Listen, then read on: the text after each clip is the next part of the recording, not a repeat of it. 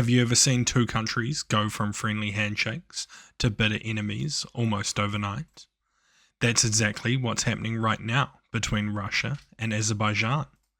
One moment, they were partners, trading oil and culture. The next, a mysterious plane crash, dozens dead, public accusations, and relations that look like something out of the Cold War spy novels. But this story isn't just about two countries fighting. It's about a power shift in the region, the South Caucasus, where Russia used to call the shots.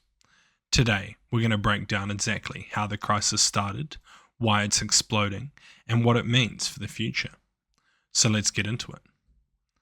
After the Soviet Union collapsed in 1991, Azerbaijan became independent, but it stayed on pragmatic terms with Moscow.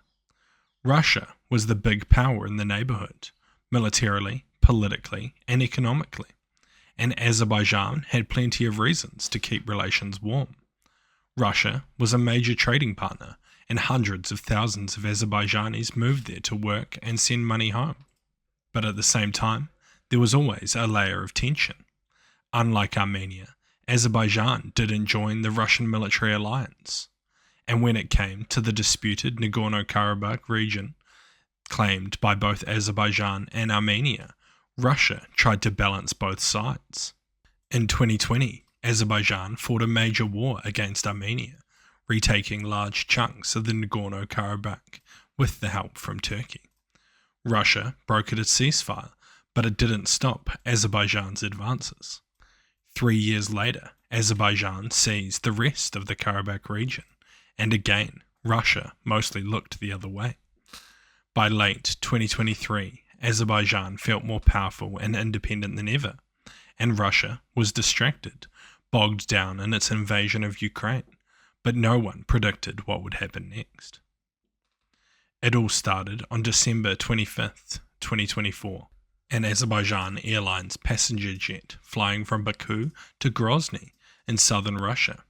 That night, Russian air defenses were busy shooting down Ukrainian drones in the area. Amid the chaos, the plane had to divert to Kazakhstan, and then it crashed. 67 people were on board, 38 died.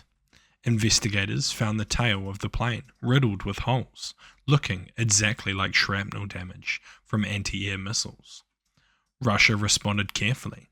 President Putin called Azerbaijan's president to offer condolences, but he stopped short of admitting Russia was responsible.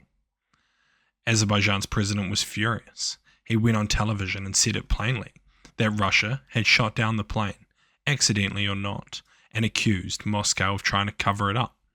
He demanded a full apology, an admission of guilt, and compensation for the victims. Russia only delivered the apology, refusing to say it was their missile that had caused the crash. From that point on, the trust between the two countries started to crumble.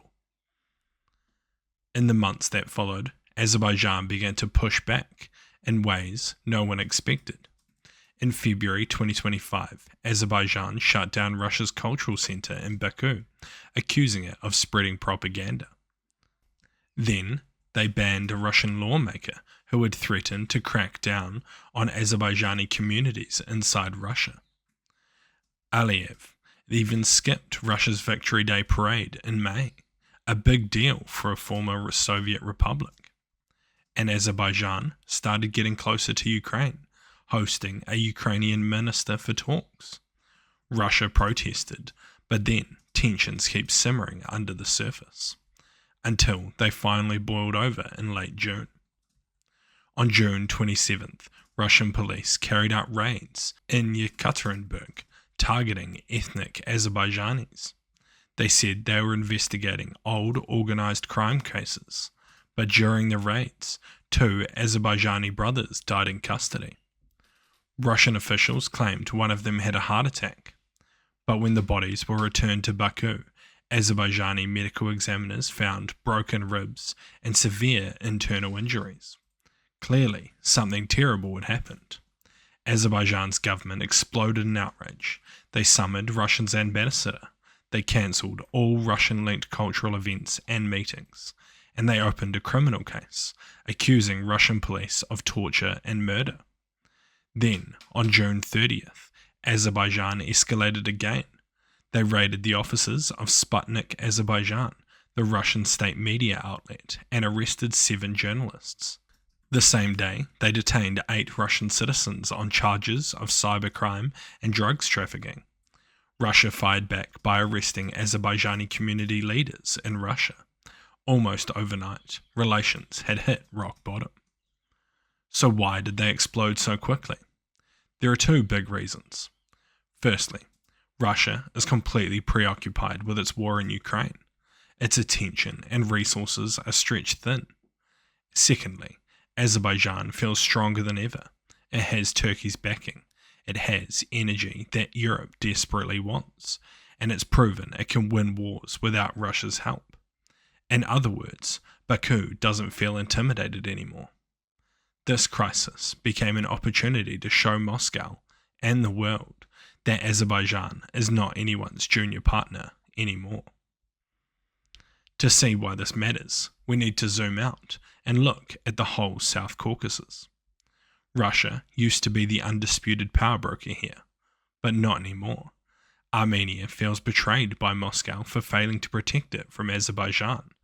Georgia has been wary of Russia ever since their 2008 invasion, and now Azerbaijan is openly defying the Kremlin.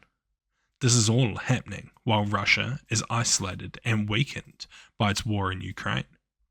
Other countries like Turkey, Israel, and even Western Europe are stepping in to fill the vacuum. Meanwhile, Iran is watching closely, because a stronger Azerbaijan could stir up nationalist tensions among the large ethnic Azeri population in Iran. This isn't just a bilateral spat, it's part of a larger realignment of power in the region. So what happens now?